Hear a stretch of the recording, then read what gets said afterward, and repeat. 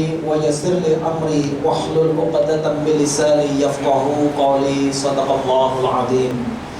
Ma'asyiral muslimin, sidang salat zuhur yang dirahmati Allah Subhanahu wa taala.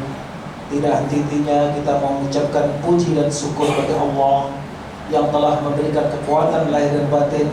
Alhamdulillah, pada siang hari ini insyaallah kita akan melanjutkan kajian kita, yakni kajian adalah surah Tahrul Hadis, yaitu halaman 47 dan hadis yang ke-56, yaitu orang yang dikehendaki baik atau buruk oleh Allah.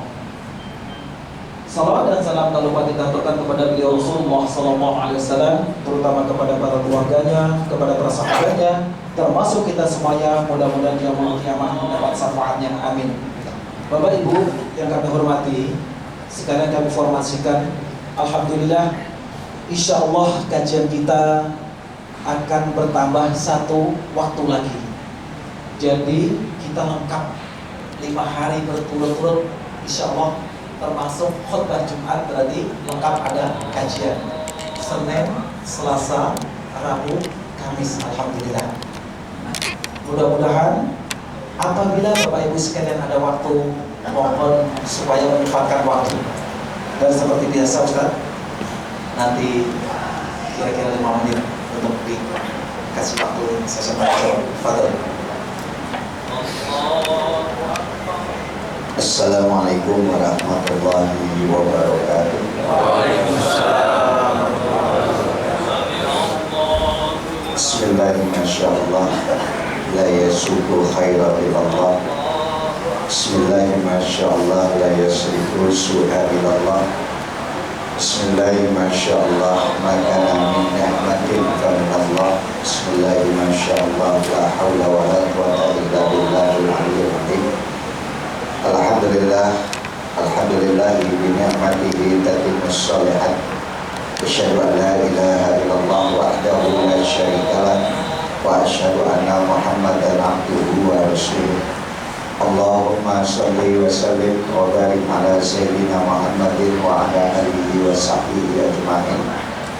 Qala rabbi shrah li sadri wa yassir li amri wa hlul 'uqdatam min lisani yafqahu qawli. Jamaah salat zuhur Bapak Ibu Masjid An-Nahl yang senantiasa, semoga insyaallah kita selalu mendapatkan limpahan rahmat Allah. Syukur alhamdulillah, kita panjatkan kehadirat Allah, salawat dan salam kepada Rasulullah. Mari kita awali ta'lim kita dengan membacaan suratul Fatihah. Kita niatkan masing-masing, semoga Allah panjangkan umur dalam taat ibadah kepadanya. Allah luaskan bagi kita rezeki yang halal, yang thayyib, yang berkah. Allah pelihara anak-anak kita menjadi anak yang taat dan baik. Pun kita berharap mudah-mudahan saudara-saudara kita yang hadir di dalam keadaan sakit, semoga Allah angkat penyakitnya, diberikan kesehatan yang sempurna, ilmu yang kita dapatkan besar manfaatnya. Ala hadihimnya wa ala kulli niyatin sholihah ila hadratin Nabi Mustafa Rasulullah mu'allif hadal kitab Syekh Ahmad Hashimi anallahu yatabashsharu bi rahmah wal maghfirah wa yuskinuhum al-jannah wa yu'li darajatihim syai'un illa lahumul Fatihah. A'udzu billahi minasyaitonir rajim. Bismillahirrahmanirrahim. Alhamdulillahirabbil alamin arrahmanir rahim maliki yaumiddin. Iyyaka na'budu wa iyyaka nasta'in ihdinas siratal mustaqim siratal ladzina an'amta 'alaihim ghairil maghdubi 'alaihim waladdallin. Amin ya rabbal alamin. Kita masuk pada hadis yang ke-57 ya, kalau kita jamahannya itu hadis yang ke-56. Bismillahirrahmanirrahim. Fa inna asdaqal hadis kitabullah wa khairal hadi hadi Muhammadin sallallahu alaihi wasallam. Wa syarrul umur muhdatsatuha wa kullu muhdatsatin bid'ah wa kullu bid'atin dhalalah wa kullu dhalalatin finnar. Wa bisanadil muttasil ila al-imamil mu'allif rahimahullahu ta'ala wa adaman naf'a bihi wa bi barakati ulumihi wa bi fid darin amin radhiyallahu anhu. Qala Rasulullah sallallahu alaihi wasallam, Rasulullah bersabda, "Idza aradallahu bi'abdin khairan." Apabila Allah hendak menjadikan seorang hambanya menjadi baik, ja'ala ginahu fi nafsihi, maka Allah berikan kekayaan di dalam dirinya.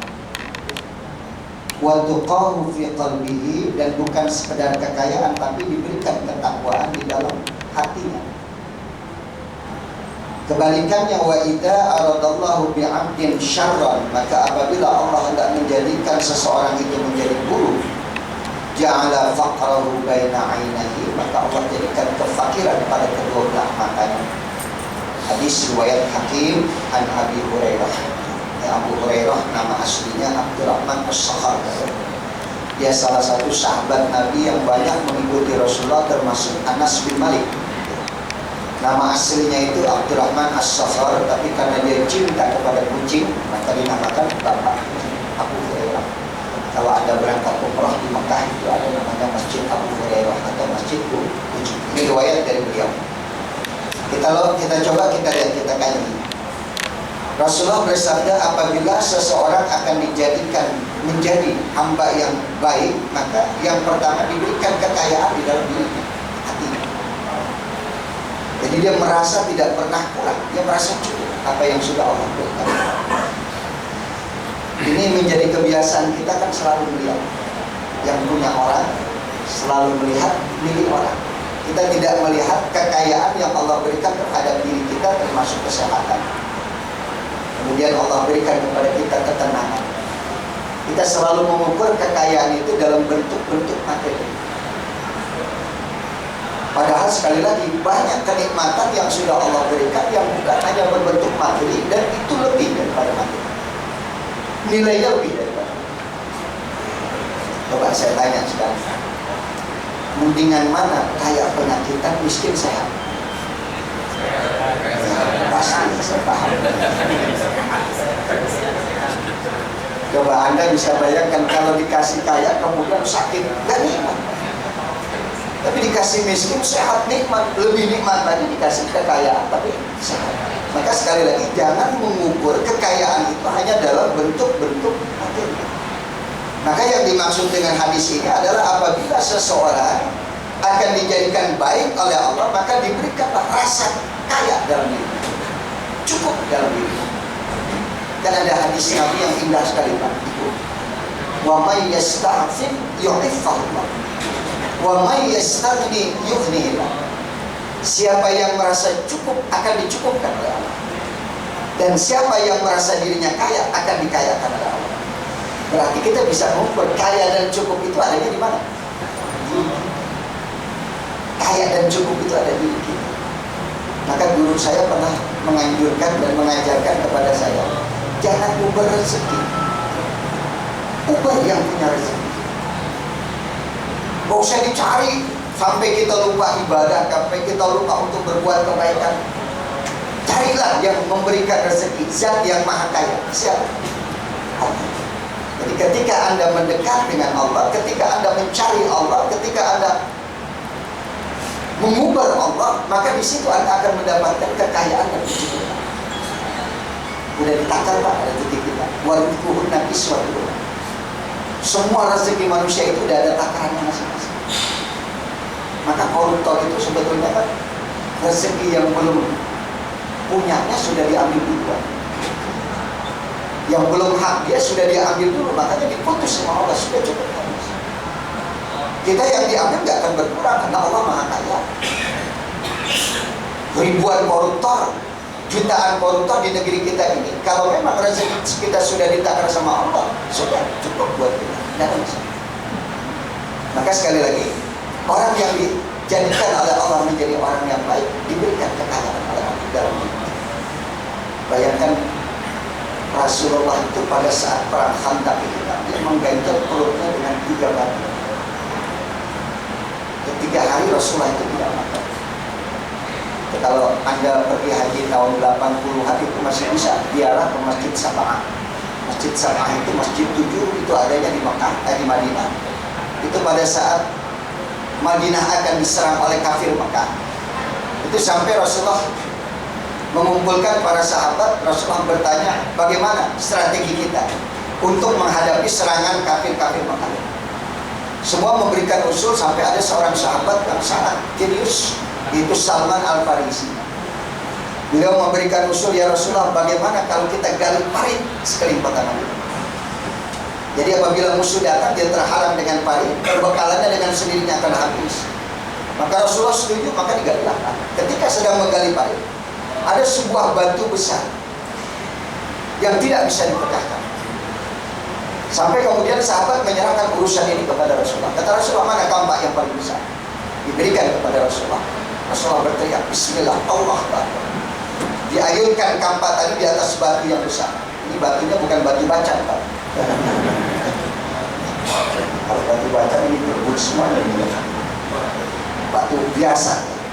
Begitu batu itu terbelah, sahabat kan, ternyata baju Nabi tersisa. Ada 3 buah batu yang ini. Berarti sudah 3 hari Nabi menahan lapar. Tetap kaya Nabi merasa gitu. Padahal laparnya sampai 3 hari. Kalau Anda tidak percaya, itu yang namanya Aisyah ketika ditanya oleh sahabat, bagaimana kehidupan kau dengan Rasulullah?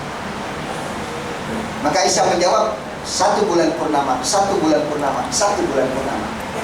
Dapur kami tidak pernah menangis. Lalu apa yang kalian makan bersama Rasulullah? Yang kami makan hanya air dan sebutir korma. Terkadang 1 korma itu cukup untuk 3 hari. Sanggup nggak? Kita kayak cuma dimut aja, Pak. Dapat manisnya disimpan lagi buat besok. Nanti saya terangkan kenapa Nabi sampai bersikap seperti ini.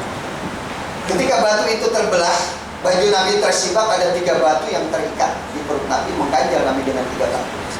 Terus sampai Abu Bakar tanya, ya Rasulullah, kau ini pemimpin kami, kau ini Nabi kami. Andai kata di rumah tidak ada batu, tidak ada gandum, bicara kepada saya. Jangan sampai kau menyiksa hidup seperti ini. Kau bertahan dengan lapar selama 3 hari. Kami siapkan gandum ini. Kami bikinkan roti untuk engkau.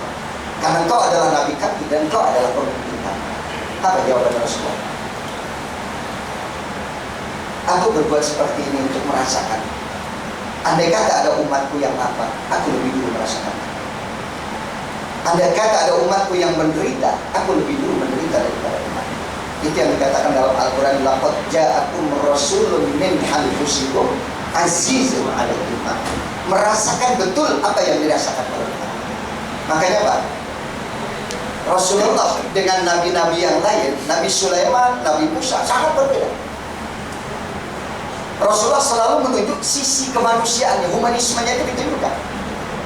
Bahwa dia adalah manusia yang merasakan apa. Anda bisa bayangkan kalau Nabi Sulaiman alaihissalam itu kayanya luar biasa, kerajaannya luar biasa. Boleh dikatakan tidak ada orang yang paling kaya, yang paling berkuasa melainkan Nabi Sulaiman. Wajar kalau mereka percaya kepada Sulaiman sebagai seorang nabi. Tapi Rasulullah tidak menunjukkan itu. Rasulullah hanya menunjukkan sisi kemanusiaan. Bahwa aku sama seperti kalian, merasakan penderitaan yang sama dengan kalian. Nabi Musa bisa membelah lautan dengan tongkatnya. Nabi tidak. Nabi tunjukkan kalau dia juga merasakan lapar. Bahwa dia juga merasakan menderita dengan sama dengan umat. Sehingga sampai Abu Bakar meneteskan air mata, bicara, Muhammad, kalau di rumah itu nggak ada apa-apa, bicara. Kami siapkan gandum buat kamu. Apa yang diucapkan oleh Rasul? Aku sebagai seorang pemimpin, aku sebagai seorang nabi, jangan menjadi beban buat umat. Seorang pemimpin tidak boleh menjadi beban buat rakyat, buat umat. Anda bisa bayangkan, ada nggak ini sifat seperti ini diambil oleh pemimpin-pemimpin yang tidak menjadi beban buat umat? Maaf ini saya, maaf. Terkadang ustadz saja Pak, kita bisa jadi beban buat umat. Kalau nggak dibayar segini nggak akan. Bahkan terkadang kita lihat kalau sedekahan itu yang ada anggurnya di depan ustadz atau di depan murid. Ente jangan takut, depan siapa?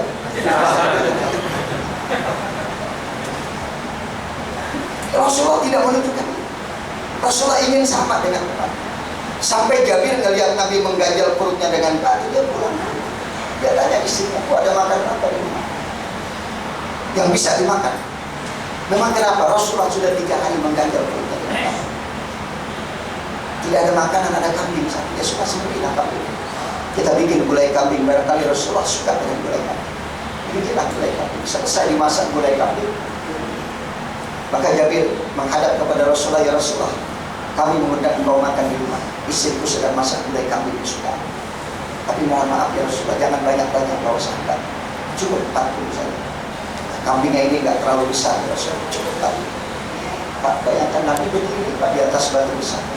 Dia teriak, "Man minkum?" Siapa di antara kalian hari ini lapar? Anda bisa bayangkan, sedang bekerja bakti ditawari makan. Itu 1000 orang angkat tangan, saya lapar, kami lapar ya Rasulullah. Alhamdulillah sahabat kita Jabir ngundang kita makan. Berangkat sih. Paling depan RPR. Itulah saya berangkat. Maju itu paling depan. Jamaah Nahl paling belakang, insyaallah ya. Begitu melihat jamaah yang datang 1000, istri pucat. 1000 dipanggil dari tahu. Bilang apa sama Nabi? Kan saya pesan 40. Saya juga nggak ngerti. Nabi berdiri di atas batu besar dan dia mengatakan siapa yang lapar. Bayangkan orang sedang bekerja ditawari makan. Berangkat semua. Nabi melihat Jabir dan istrinya gelisah, kata Nabi, mana makanan yang kalian masak? Tenang saja, ada di belakang ya Rasul. Bawa saya ke belakang. Dibawa Rasulullah ke belakang. Dibukalah tutup gulai kami. Rasul angkat tangan, Allahumma barik lahum. Ya Allah, berikan keberkahan makanan ini buat mereka. Fabas sokot diludahin sama Nabi. Ya beda lah mubarak. Udah Nabi udah kita makannya masih banyak yang haram, kita gimana mau berkah? Ngomong masih banyak yang kotor, mulut lebih banyak bercerita dibandingkan tasbih, gimana mau berkah? Nabi luar biasa Pak, sedikit bicara, banyak berzikir. Wa may yantiqu 'anil hawa in huwa illa wahyu. Yang keluar dari mulut Nabi itu hanya wahyu. Lebih banyak tahajudnya dibandingkan tidur, dan lebih banyak berpuasanya dibandingkan makan. Makanya ketika Nabi ludahi, Fabasokok diludahi oleh Rasulullah, masuk 10, makan yang benar, masuk 10, sampai 10. Terakhir Rasulullah bertanya, siapa di antara kalian yang belum makan? Kata Jabir, saya, istri saya dengan engkau ya Rasulullah. Nabi makan, ayo kita makan. Cuma Jabir berpikir kayaknya ada kebahagiaan. Masya Allah, tapi begitu dibuka tutup gulai kambing, Jabir hampir bisa masih berkolak seperti tidak disentuh. Pak, bayangkan, di satu sisi Nabi menunjukkan sisi kemanusiaan, di satu sisi Nabi pun menunjukkan kemukjizatan. Tidak melulu hanya mukjizat yang ditunjukkan oleh Rasul. Jadi Anda nggak bisa berkata, oh saya bukan Nabi. Kenapa? Nabi bisa begitu karena oh Nabi menunjukkan kemanusiaannya sama sekali. Jangan sampai kita mengucapkan saya bukan Rasul, saya nggak bisa sabar seperti Rasul.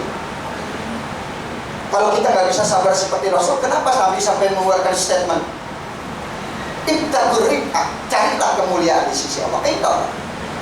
Tahlumu aman jahila alaika, maafkanlah orang-orang yang menzalimi kamu. Ini pemerintah menzalimi kita, maafkan. Siapa saja atasan kita menzalimi kita, maafkan. Itu sifat Nabi, bisa kita lakukan. Termasuk dari kekayaan, bukan cuma hanya dalam bentuk materi. Bahwa para sahabat merasakan kenikmatan yang luar biasa dalam kemiskinan. Sahabat merasakan kenikmatan yang luar biasa dalam penderitaan. Makanya di sini dikatakan wa tuqahu fi qalbihi, dan diberikan rasa takwa di dalam hatinya.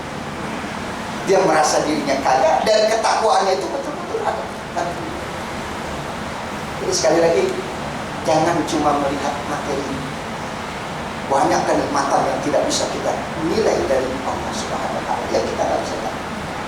Saya sering bilang, ada sahabat saya curhat ini, dia bilang, ente beruntung diberikan kecukupan cuma sebatas ini buat dari Allah. Mungkin ente nggak bisa lebih buat beli mobil, buat beli kendaraan lain, buat bangun rumah. Tapi ente lihat anak ente sekolahnya lancar, lulus, jarang sakit ente.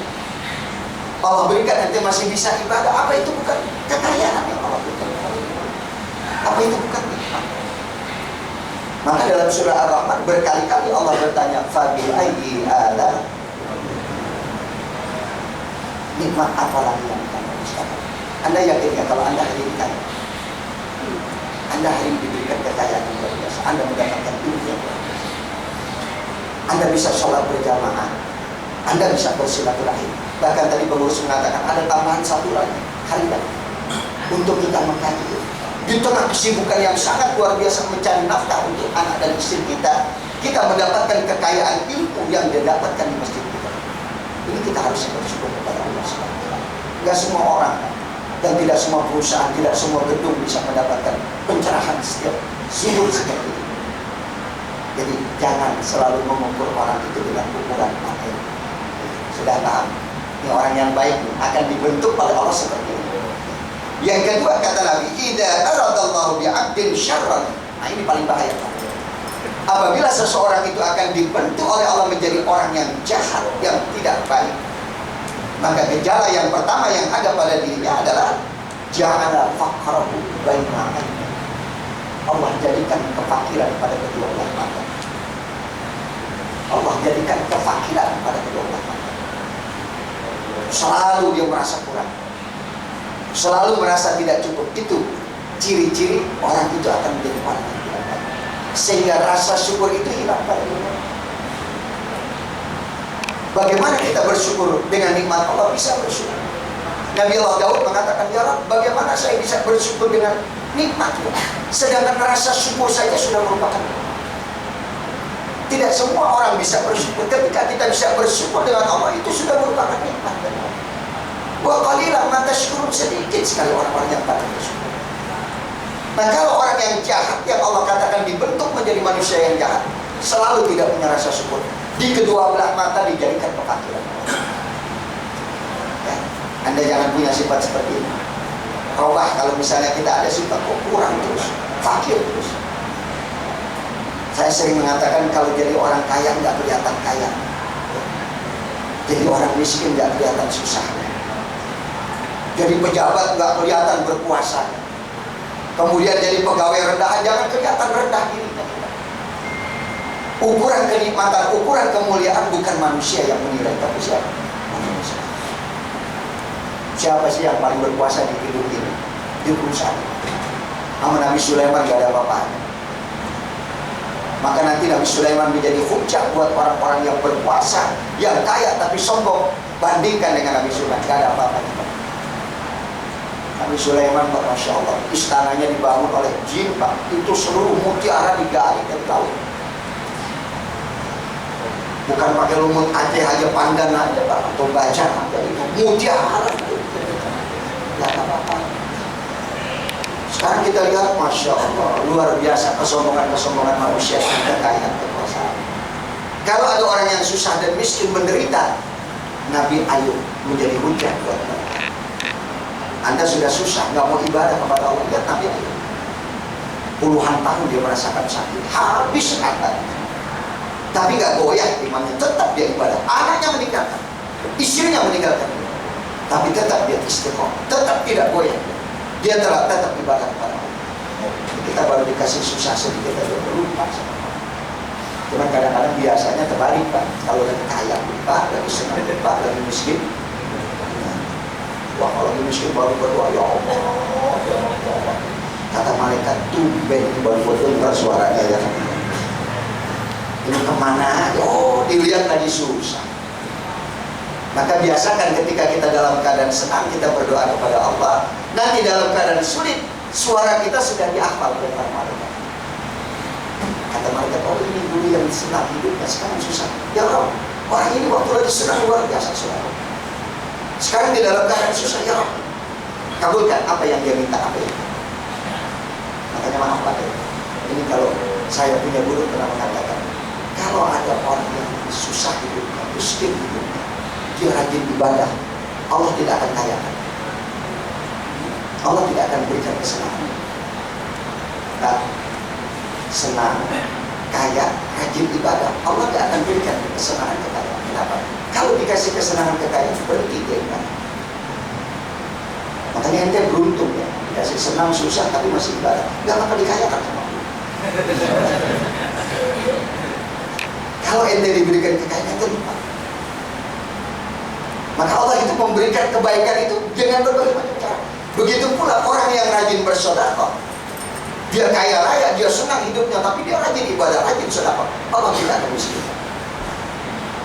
Jadi Allah selalu mencari bagaimana orang ini harus jadi baik. Ustaz bilang tadi orang ini dijadikan buruk oleh Allah. Keburukan yang dia lakukan Allah tidak suka. Allah tidak suka.